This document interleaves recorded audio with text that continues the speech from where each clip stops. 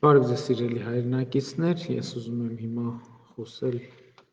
քանի որ առավոտից մի քանի գրառում եմ արել հրադադարի հետ կապված, այժմ ուզում եմ խոսել հրադադարի, այսպես ասած, ճակատագրի մասին։ Հիմա արդեն պարզ է, որ հերթական անգամ չստացվեց հրադադարը պահպանել։ Ես հիմա իհարկե չեմ կարող ասել, թե ինչպիսին կլինի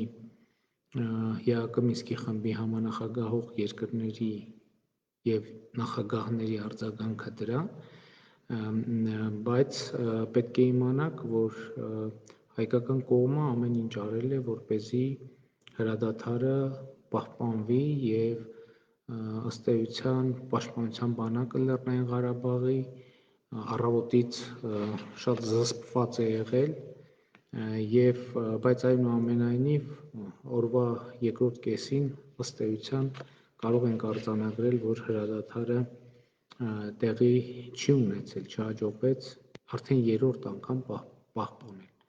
Առաջին անգամ հիշեցնեմ Ռուսաստանի նախագահի միջնորդությամբ էր հրադադարի համաձայնություն ձեռք բերվել, երկրորդ անգամ Ֆրանսիայի նախագահի, երրորդ անգամ արդեն Ամերիկայի Միացյալ Նահանգների նախագահի միջնորդությամբ և ըստ էության նաև Միացյալ Նահանգների նախագահը երեկ ըստ էության վստահություն էր հայտնել, շնորհավորել էր նույնիսկ ինձ և Ադրբեջանի նախագահին Թվիթերում արած գրառման միջոցով հրադադարի ձեռքբերման կապակցությամբ։ Մենք իհարկե դեռ չգիտենք, թե վերջին նախաձեռնության հեղինակ Ամերիկայի Միացյալ Նահանգների նախագահը ինչպես կարձագանքի հրադադարի ձախողմանը, տապալմանը, բայց ես ուզում եմ ասել, ես իհարկե ճիշտ է չգիտեմ հաղորդագրություն եղել է թե չէ, բայց կեսգիշերն անց հեռախոսազրույց եմ ունեցել Ամերիկայի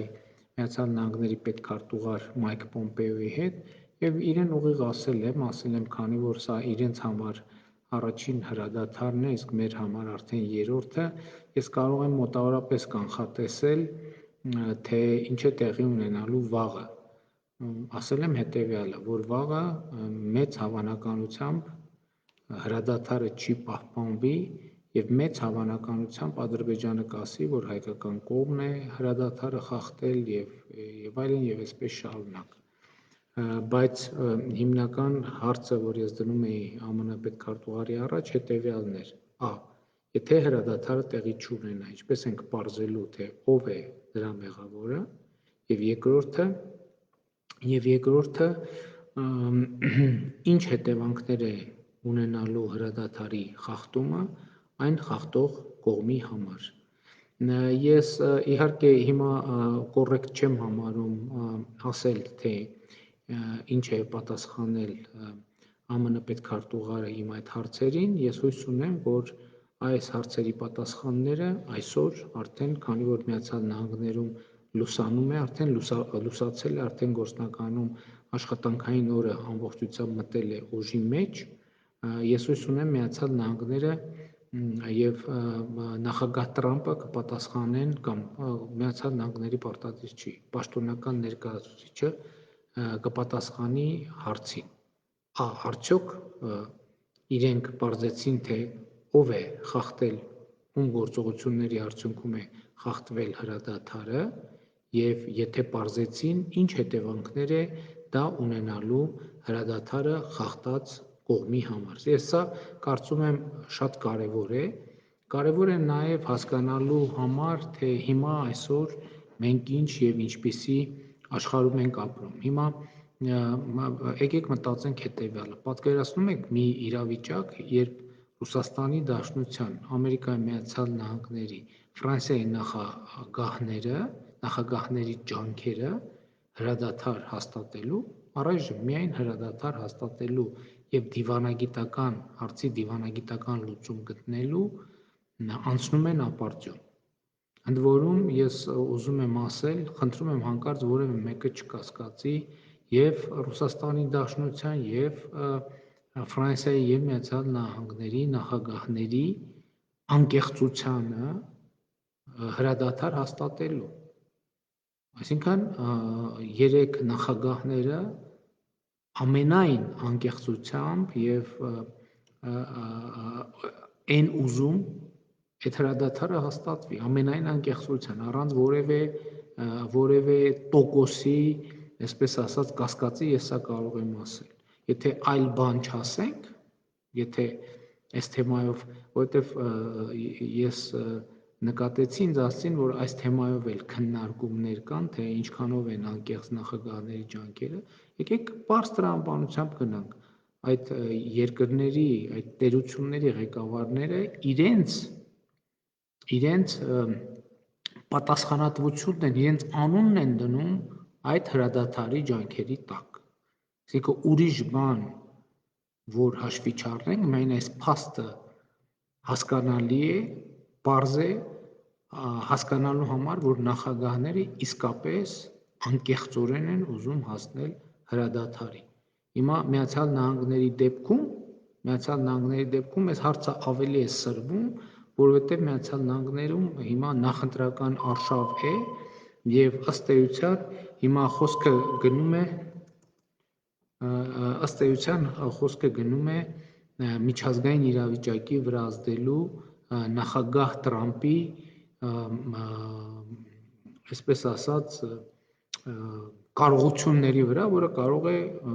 պոզիտիվ առումով պոզիտիվ ազդեցություն ունենալ ընտրարշավի վրա, նեգատիվ դեպքում կարող է նեգատիվ լինել։ Իհարկե մենք պետք է դեռ սպասենք նախագահ Տրամպի կամ Ամերիկայի Միացյալ Նահանգների արձագանքին այս իրավիճակին, բայց եթե Ռուսաստանի Դաշնությունը, Ամերիկայի Միացյալ Նահանգները, Ֆրանսիան չեն կարողանում հրադադար հաստատել այս հակամարտության գոտում, սա մեզ ինչ եզրակացության կարող է բերել։ Եթե այդպես է, սա նշանակում է, որ մենք հենց հիմա ապրում ենք բոլորովին նոր, լրիվ ուրիշ աշխարհում եւ պետք է հասկանալ, թե ինչ է իրենից ներկայացնում այդ աշխարհը։ Բայց մյուս կողմից նաև ուզում եմ արձանագրել, որ սա ուղղակի միտք է, ես չեմ պնդում, որ այդպես է, որովհետև դեռ հույս ունենք, որ 3 նախագահների ջանքերը կոնկրետ արդյունքներ կտան, բայց որ այս պահին ունենք այս իրավիճակը, փաստ է։ Հաջորդ հարցը, որը շատ կարևոր է այդ հարցի պատասխանը ունենալ։ Գուցե այդ մենք ենք մեղավոր, Հայաստանը, մեր դիրքորոշումներով, որ հնարավոր չի լինում հրադադար հաստատել կամ հարցի կարգավորման հասնել։ Ես ուզում եմ, որ դուք իմանաք, սիրելի հայրենակիցներ, ինչքանով սա ձեզնից մի մասին դուր կգա, մյուս մասին դուր չի գա, ես ուզում եմ, որ դուք իմանաք, որ այս ողջ ընթացքում մենք եղել ենք մաքսիմալ ճկուն։ Եվ այդ ճկունության ընթացքում եկել ենք այն եզրակացության, որ Ադրբեջանը ոչ թե հարցի կարգավորում է ուզում, այլ ըստ էության ուզում է Ղարաբաղի կապիտուլյացիա։ Ընդ որում այս այսպես ասած պահանջարկը ոչ միայն այսօրվա, այլև պատերազմից առաջ գոյություն ունեցող պահանջարկ է։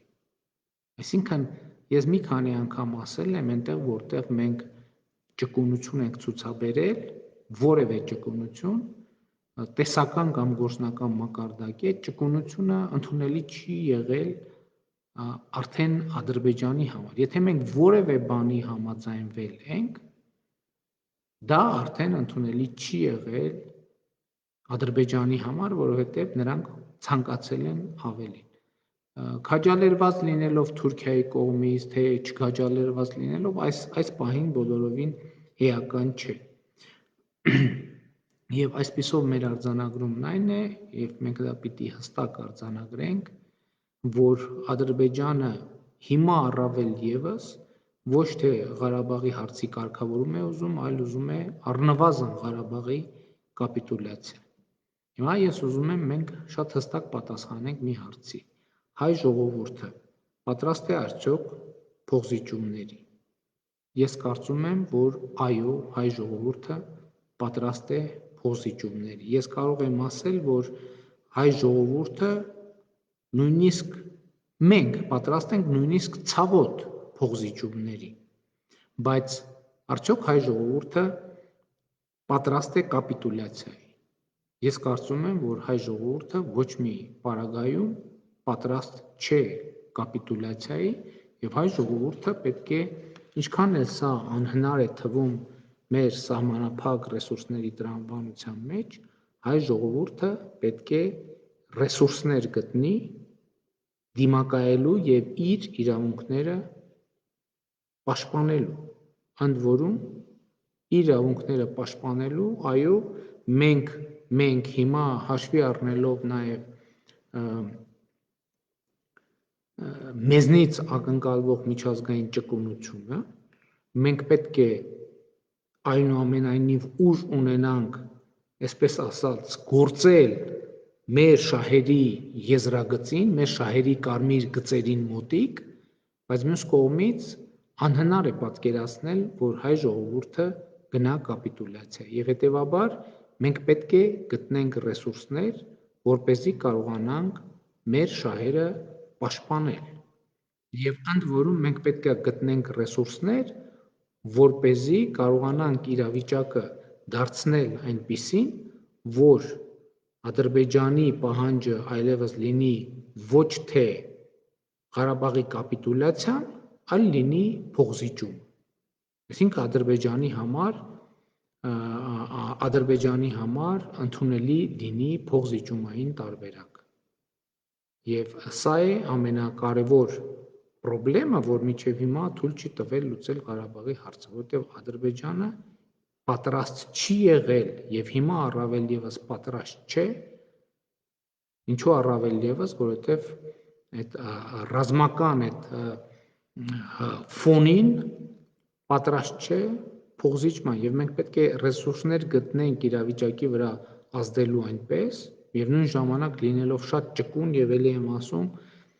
գործելով մեր շահերի եզրագծի վրա, մեր շահերի եզրագծին մոտիկ, որպեսզի մի կողմից միջազգային հանրության համար լինենք կառուցողական, մյուս կողմից այնուամենայնիվ մեր շահերը կարողանանք պաշտպանել, երրորդ կողմից նաև Ադրբեջանին կարողանանք հակել փոխզիջման ընդունելիության։ Եվ սրա համար մենք պետք է մեր բոլոր ռեսուրսները կենտրոնացնենք։ Ինչ է նշանակում մեր բոլոր ռեսուրսները կենտրոնացնենք։ Մենք պետք է հասկանանք, որ սա իսկապես շատ ճակատագրական պահ է եւ որևէ մեկը, մեզնից որևէ մեկը, բացարձակապես որևէ մեկը չի կարող հույս ունենալ, որ այ երևի կգտնվեն ուժեր Հայաստանի ներսում, Սփյուռքում եւ այլն, որոնք այս հարցը կլուծեն։ Այս հարցի լուծման մի տարբերակ կա, որ հայ ժողովրդի յուրաքանչյուր ներկայացուցիչ այս օրակարգին նվիրված լինի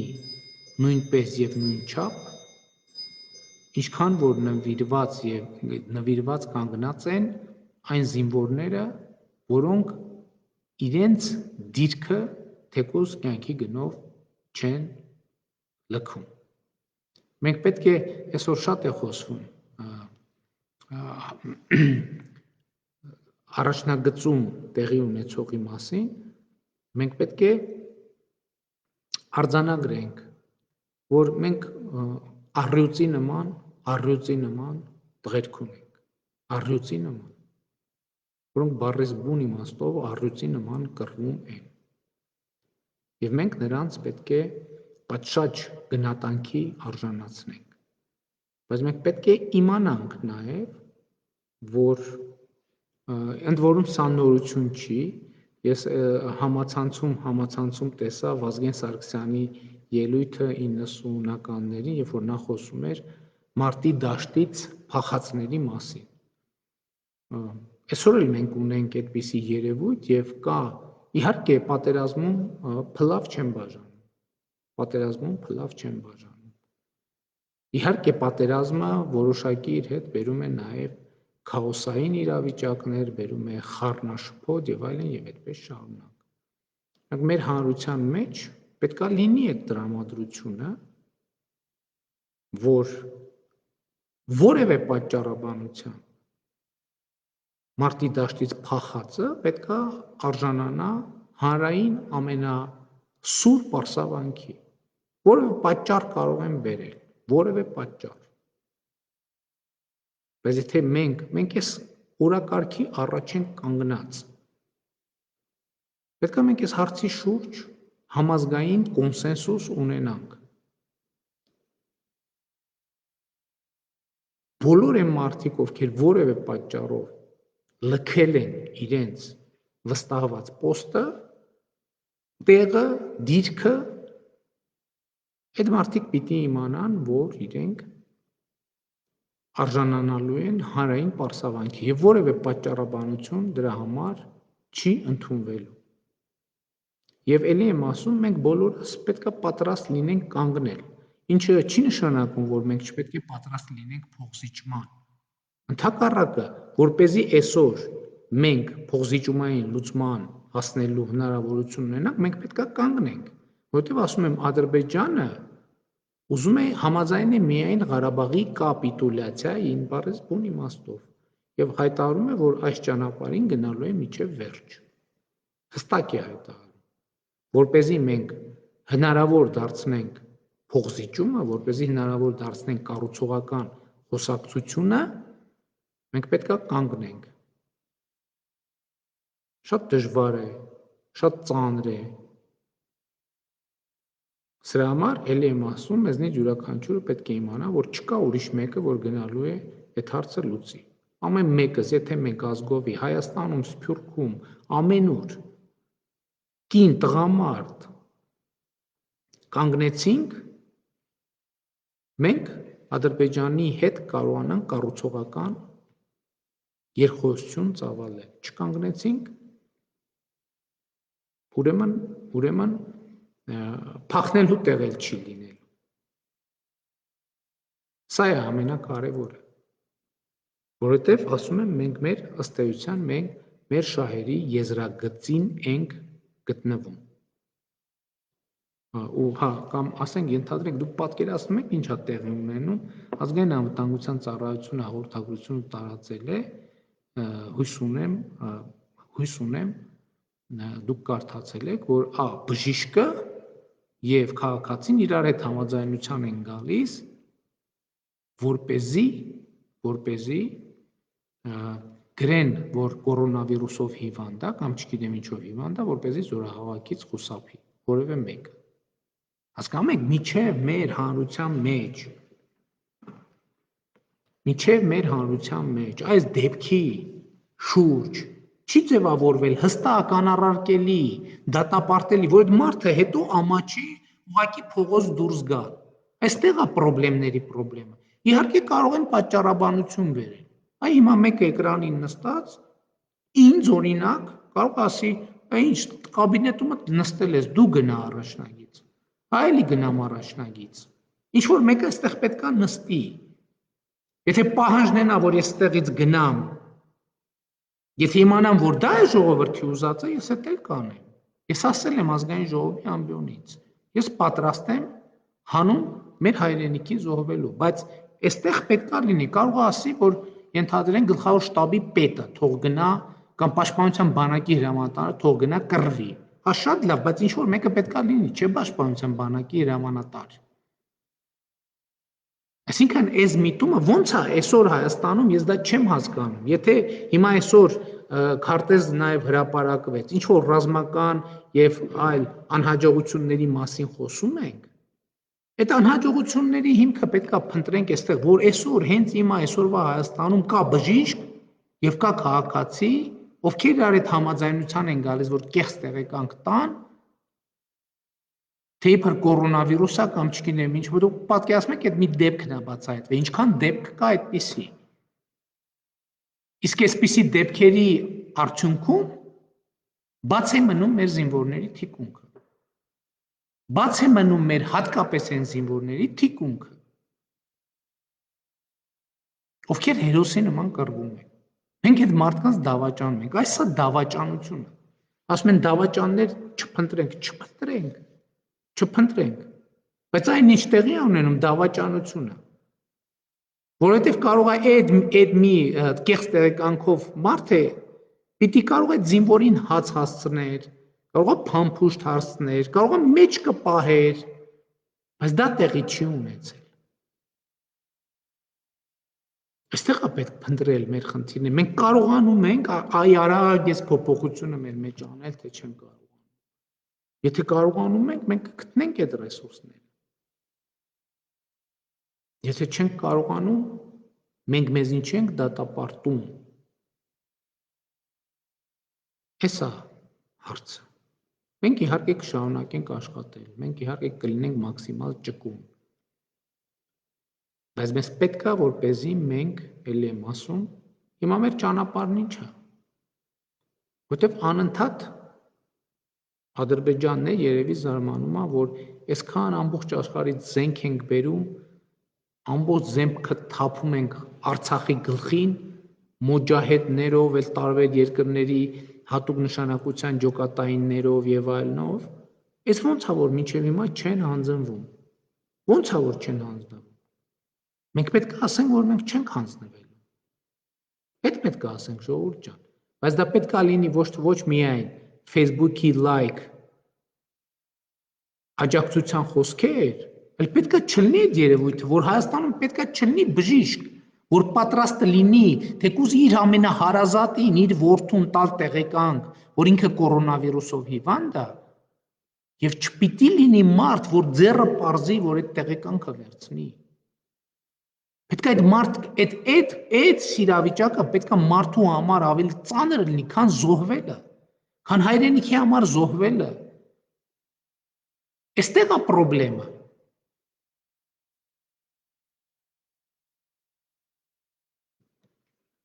Եվ իմ առաջարկը է դա, եկեք էլի եմ ասում, մենք կաշխատենք, որպեսզի լինենք մաքսիմալ ճկուն։ Եվ կլինենք ճկուն, եւ կաշխատենք, եւ հիմա կլսենք, թե կփորձենք հասկանալ, թե Միացյալ Նահանգները իրենց առաջարկին դրժման համար ում են մեղադրում, ինչպես են արձագանքում եւ ինչ են պատրաստ անել որպես արձագանք եւ ընդհանրապես ԵԱՀԿ Մինսկի խմբի համանախագահ երկրները։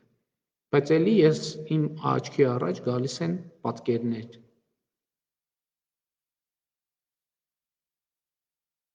Կամ տեսարան, թե որ պարագայում է, որ մենք մեր խնդիրը կարող ենք լուծել։ Այ որ այդ բժիշկը եւ այդ քաղաքացին, կներեք, այտենց բժիշկ շատ ասցի, միայն բժիշկները կասեն, մեր այսքան աշխատանք չեմ գնահատում, մեզ արգահատանքի դիմեցին։ Ամենևին ես ուզում եմ գլուխ խոնարհել մեր այն բժիշկների առաջ, ովքեր այսօր երկու ճակատով են պայքարում, 3 նույնիսկ։ Մի ճակատը կորոնավիրուսը, մի ճակատը վիրավորները եւ երրորդ ճակատն է այնուամենայնիվ ցավոք սովորական հիվանդությունները հիմա չեն գնացել արձակուրդի։ Խոնարհվում եմ բոլոր բժիշկների առաջ։ Հանկարծ խնդրում եմ մասնագիտության եւ համքարության դեմ ասված որևէ բան չընկալել։ Ամենևին այդպես չի։ Եվ ես ուզում եի, որ պատկերը ամբողջական լինի եւ հույս ունեմ, որ նաեւ այս թեմայի շուրջ մենք կքննարկենք, մենք պետք է սա լինի։ Այսօր տպավորություն է, որ Արցախում պատերազմ է եւ իսկ Հայաստանում շատ չէ, տեղ։ Այսօր ամբողջ պետությունը, բոլոր քաղաքացիները պետք է այս ռեժիմի մեջ լինեն։ Այսօր պետք է զինկոմիսարիատների առաջ տեղ չլինի, հերթեր գոյացած լինեն դիմակներով։ Շատ լավ է, կամավորագրումը գնում է, շնորհակալ եմ բոլոր այն քաղաքացիներին, ովքեր արձագանքել են, բայց ես ուրիշ բան եմ ասում եմ, որ պետք է տեղ չլինի, հերթեր պետք է լինեն, ընդ որում 24 ժամ։ 24 ժամ պետք է հերթեր լինեն եւ մարդիկ պետք է գնան մարտական պատրաստություն անցնելու եւ պետք է պատրաստ լինեն Պաշտպանության բանակի հրամանատարի ցանկացած հրաման կատարելու։ Որովհետեւ մենք ճակատագիր ենք։ Այսօր մեր ժողովրդի ճակատագիրն է որոշվում։ Եվ չկա ճակատագրի լուծման ավելի լավ տարբերակ, քան ճակատագրի ղեկը սեփական ձեռքերը վերցնելը, ինչը չի նշանակում, թե մենք այդպես կարծր Օրինակ Ադրբեջանն ուզում է Ղարաբաղի կապիտուլյացիան, բայց Ղարաբաղը չի ուզում Ադրբեջանի կապիտուլյացիան։ Չի ուզում։ Այսինքն այդպիսի խնդիր չունի ինքը դրած։ Պետք է այդպես անի, այնպես պետք է հայ ժողովուրդը աջակցի Ղարաբաղին, որ Ադրբեջանն է Ղարաբաղի կապիտուլյացիան չուզենա։ Իրանք հիմա ինչքան մտածեն, որ այ էսա մի քիչ է մնացել, մի քիչ էլ եւ իրանք հարցը կլուծեն, հիմա մեր ժողովուրդը իր արձագանքով պետքա ցույց տա, որ չէ, տենց չի լինելու տենց լուծում, կապիտուլյացիա չի լինելու, կոտրվել չի լինելու, համաձայնվել չի լինելու։ Եվ դրա արտահայտությունը թիվ 1 արտահայտությունն է, որ ասում եմ, պետքա զինկոմիսարիատների դեմը հերթեր լինեն 24 ժամ։ Հերթեր լինեն 24 ժամ։ Սա է իմ ասելիքը, մենք կշարունակենք աշխատանքը եւ ըստ անհրաժեշտության ձեզ տեղյակ կպահեմ։ Ես գիտեք, անկեղծ ասած ամենաշատը ինչից եմ նեղվում։ Ես կուզենայի, որ բոլորդ, առանց բացառության բոլորդ, ամեն ինչ իմանայիք ինչա կատարվում on-line ռեժիմով։ Կուզենայի ամեն ինչ իմանայիք, բոլոր մանրամասները, առաջնագծի վիճակը, որտեղ ինչ եղավ, ով որտեղ ոնց գործեց եւ այլն, բայց իմ շատ գործընկերներ ինձ ամեն օր հետ են պահում այդպիսի բանից եւ ես իրանց հասկանում եմ, որովհետեւ ի վերջո ռազմական դրությունային ինչ որ բաներ պատմելիս պետքա ցավոք սրտի կամ չգիտեմ, մենակ մենք չենք իրար հետ խոսում, մեզ լսում են նաեւ կողքից եւ սա չկա ներքին խոսակցության հնարավորություն չկա։ Հակառակ դեպքում ես շատ ավելի բաց, շատ ավելի պարզ շատ բաների մասին կխոսայի։ Ես մեկ-մեկ նեղվում եմ, որ ասենք ինչ որ մի ժամանակ է լինում, երբ որ ինֆորմացիա չենք տալիս մենք ժողովրդին ամբողջական։ Քավլիցի հանկարծ որևէ մեկը հանկարծ չմտածի, թե դա անում ենք այն պատճառով, որ ինչ որ բան ուզում ենք թաքցնել։ Բացարձակապես։ Միայն այն պատճառով, որ ռազմական դրությունը, ռազմական պայմանները ունեն իրենց առանձնահատկությունները եւ գիտեք դրանից ընդամենը դրանով են կաշկանդված, այդ առանձնահատկությունները հիմնավոր են, այնպես չի որ ձև են անում։ Բայց էլի ասում եմ, որ մեր հիմնական այսօրվա բանաձևը պետքա լինի այն։ Նախ չկա ուրիշ մեկը, որ լուծի, կանգնի, ընդհուպ զոհվի, չկա ուրիշ մեկը։ Հանուն հայրենիքի եւ չի կարող, էլի եմ ասում, պատերազմում փլավ չեն բաժանում, շոկոլադ չեն բաժանում։ Եվ որևէ մեկի վախկոտությունը, փոքրոքությունը չի կարող, պետքա մթնոլորտը երկրում լինի, որ արդարացում չի ունենալու։ Եվ ես հատկապես մեր կանանց եմ ուզում դիմել։ Մեր կանայք, խնդրում եմ, որ այսօր մեր երկրում պետքա այսպես թասիբը եռար, այսպես Հայաստանը եւ Արցախը եւ Սփյուռքը պետքա թասիբի կաթսա լիներ։ Սփյուռքը իմիջիայլոց թասիբի կաթսա է հիմա։ Եռում է Սփյուռքի թասիբը այսօր եռում է, ինչի կապակցությամբ ուզում եմ գլուխ խոնարհեմ մեր սփյուռքահայ ժողովրդի առաջ։ Հայաստանում այդ թասիբը հələ դեռ այդքան չի եռում։ Եվ այստեղ իմ կարծիքով մեծ դեր ունեն մեր կանայք։ Եվ մեր կանայք պետքա մեր տղամարդկանց ասեն, որ այս իրավիճակում որևէ երկմտություն որևէ մեկի կողմից չի ներվելու։ Կանայք ոչ թե պետքա պայքարից, հաստատակամությունից ետ պահեն իրենց տղամարդկանց, որդիներին, ամուսիններին, եղբայրներին, այլ ընդհակառակը։ Պետքա թասիբը եռա Հայաստանի Հանրապետություն։ Եվ սա մեր հաջողության գրավականը եւ ընդ որում սա ասում եմ ոչ թե աշխարհին եւ աշխարհի տրամաբանությանը վնասելու, այլ ընդհակառակը գտնելու փոխշահավետ կառուցողական լուծումներ։ Սա է իմ կոչը եւ խնդրում եմ հատկապես մեր կանայք ուշադրություն դարձնեն իմ ասածին։ Շնորհակալ եմ։ Սիրում եմ բոլորիդ, հպարտանում եմ բոլորովդ եւ խոնարհվում եմ բոլորիդ առաջ եւ ծառայում եմ բոլորիդ եւ պատրաստ եմ ենթարկվել ձեր ցանկացած որոշման, բայց քանի դեռ կատարում եմ գերագույն հրամանատարի պարտականությունները, քանի դեռ գերագույն հրամանատար եմ, ուրեմն պահանջում եմ, որ Հայաստանի Հանրապետության յուրաքանչյուր քաղաքացի ենթարկվի իմ կոչին, իմ որոշմանը, իմ հրամանին, հասկանալով, որ մյուս կողմից ժողովրդի ծառան եմ, ես էլ պատրաստ եմ ժողովրդի ցանկացած որոշմանը ենթարկվել։ Էս է պայմանը։ Եվ իմ հրամանն է նա, որ ամեն տղամարդ հենց հիմա պետքա ոտի կանգնի եւ գնա իր զինվորական կոմիսարիատ։ Սա իմ հրամանն է։